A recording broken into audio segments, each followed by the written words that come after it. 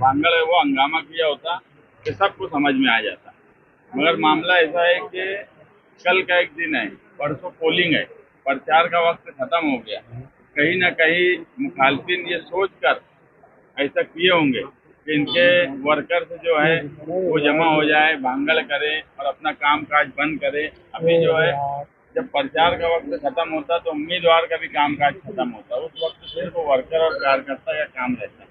अपने कभी इनके बाप से नहीं डरे, इतनी वारदात से डर जाएंगे ऐसा मुमकिन नहीं है। सिर्फ उलझाने और डिस्टर्ब करने के लिए मैं घर बैठे आऊँ, तुम मेरी फिक्र करो, अपन इलेक्शन लड़ रहे हैं। और जिस दिन से 15 तारीख को जुमे के दिन जब एहसान शेख के खिलाफ मुस्तैम तकरीर कर रहे थे, तभी वहाँ पे गुंडे आए और वहाँ अपने को डिस्टर्ब किए। वहाँ से उनके दिमाग में ये बात आ गई है कि तुमको डिस्टर्ब करना है, तुमको इलेक्शन लड़ना है, तुम अपनी जगह पे जाओ, अपना काम करो। और जैसा अपने साथ सुलूक हुआ है इसका बदला तुमको लेना है तो इलेक्शन में ताकत से लग के काम करो, ये तुम्हारी जिम्मेदारी है। डिस्टर्ब होना नहीं, डरना नहीं। मैं भी ऑफिस पे जाऊंगी, बिल्कुल पूरा अपन प्रोटेक्शन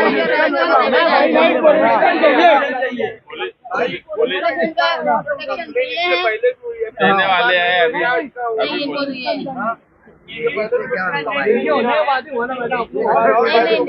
अभी आए दिन वो थे वो चले गए।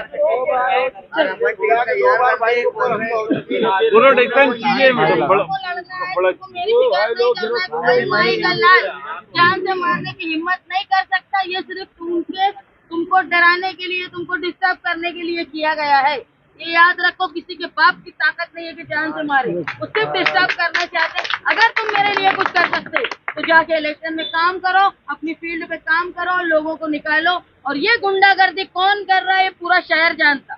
जिसको डर लगा है कि वो हार जाएंगे तो वो गुंडागर्दी का जवाब देना है तो वोट के जरिए जवाब दिलवाओ। तुम लोग परेशान मत हो, मैं बिल्कुल हिफाजत से हूँ और मैं जैसे काम करती थी वैसे ही काम करूँगी।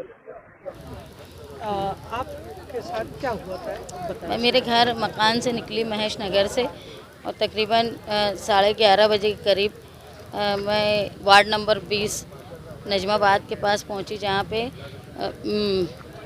मेरे साथ मेरे साथी नवीद आलम और साकिब थे। मौलाना जाहिद नदवी पीछे बैठे हुए थे, मैं आगे बैठी हुई थी। और वहाँ जब मैं गाड़ी से उतरने लगी तो मुझे एक फ़ोन आया मेरी बच्चों का, फिर मेरी वालदा का फ़ोन आया। मैं उनसे फ़ोन पे बात कर रही थी। एक लड़का लेफ़्ट साइड से गली में से आया और जब मैं उसको ये देखी कि वो क्रॉस किया मुझे, मैं उसको नज़रअंदाज की, लेकिन उसके बाद मेरे सामने आकर गाड़ी के बिल्कुल खड़ा हुआ, जेब में से उसने कुछ निकाला और जेब में से निकालने के बाद उसने गाड़ी पर पत्थर बड़ा मारा जहां मैं बैठी थी, ऐन उसी पर जगह पर। और मुझे दोबारा उसने जब जेब में हाथ डाला तो मुझे लगा कि वो फायर करेगा, इसलिए मैंने सर नीचे झुका लिया। नवीद आलम भागे उनके पीछे, उसके पीछे मैं भी निकली। वो लड़का भाग चुका था, उसने मुंह पर मास्क लगाया था। जब से हमारा जलसा आज़ाद नगर में हुआ था और आज़ाद नगर में जलसे में जो गड़बड़ हुई थी, हमने जब भी कहा था कि एहसान शेख के बारे में जब तकरीर कर रहे थे उस वक्त लोगों ने गड़बड़ की थी।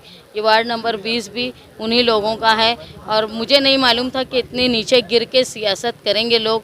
और मैं औरत हूँ, लेकिन ये समझ लो कि मैं इलेक्शन जब उतरी हूँ इलेक्शन में तो मैं हर चीज़ को बर्दाश्त करूँगी। ये शहर को तब्दीली की ज़रूरत है, गुंडागर्दी करने वालों से निजात के लिए और जो नाकारा लोग हैं उनसे निजात के लिए। मैं अगर ये कोई समझता होगा कि ये हमले से मैं डर जाऊँगी तो मैं बिल्कुल डरने वाली नहीं हूँ। मैं जिस तरह काम करती थी उसी तरह काम करूँगी। और ख़ास तौर पे मेरे वर्करों से मेरी दरख्वास्त है कि ये इलेक्शन में तुमको डिस्टर्ब किया जा रहा है कि तुम ये सब छोड़ के यहाँ जमा हो जाओ, यहाँ चिल्लाओ। हमारा इलेक्शन बहुत अच्छा है, लोग हमारे से मोहब्बत कर रहे हैं, लोग तब्दीली मालेगांव शहर में करना चाहते हैं। और पुलिस डिपार्टमेंट भी ये देखे कि एक महिला कैंडिडेट के साथ किस तरह की गुंडागर्दी यहाँ हो रही है।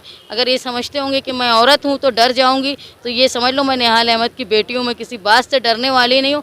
और इंशाअल्लाह ये सारे जुल्म का जो है जवाब मालेगांव शहर की आवाम 20 तारीख को अपनी वोटिंग के ज़रिए देगी। एक अकेला लड़का था, लंबा सा था, दुबला पतला सा, मैंने उसको देखा, वो मास्क लगाया हुआ था, लेकिन जब वो भागा और इसके पीछे 2 लोग भागे, लेकिन उसकी रफ्तार इतनी तेज़ थी कि वो आम लोगों के जैसा नहीं भाग रहा था। क्या आप यहाँ पर मैंने FIR दर्ज करवाई, जो मेरी तकरार थी मैंने बता दिया। और अगर कोई समझता होगा कि ये सब मामूली हमलों से मैं डर जाने वाली हूँ, तो मैं कतई नहीं डरने वाली हूँ और किसी की हिम्मत नहीं है कि मुझे डरा सके। बिल्कुल मैं इलेक्शन वैसे ही तेज़ी से लड़ूंगी और इंशाल्लाह उससे ज़्यादा तेज़ी से लड़ूंगी जिस तरह मैं लड़ रही थी।